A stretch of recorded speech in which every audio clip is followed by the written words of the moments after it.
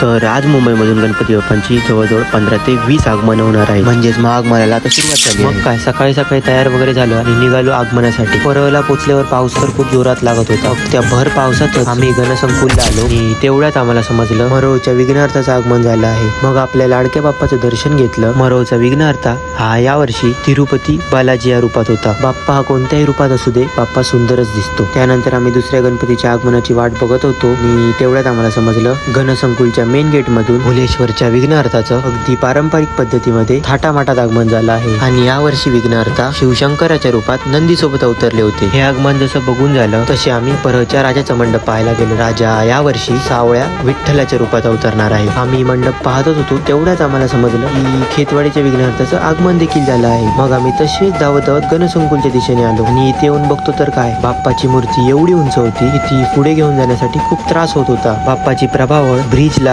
आणि आजूबाजूच्या झाडांना लागत होती. पण आपला लाडका बाप्पा वर्षातून एकदा येतो, त्यामुळे प्रत्येक कार्यकर्ता अगदी जोशामध्ये कायम करत होता. ऐसे बडे बडे शहरों में ऐसी छोटी छोटी बातें होती रहती. खरं सांगायचं झालं तर 2026 मधला मी आतापर्यंत पाहिलेल्या सर्व गणपतीपैकी हा सर्वात सुंदर गणपती होता. तसं तर आपला बाप्पा सर्वच रूपात चांगला दिसतो.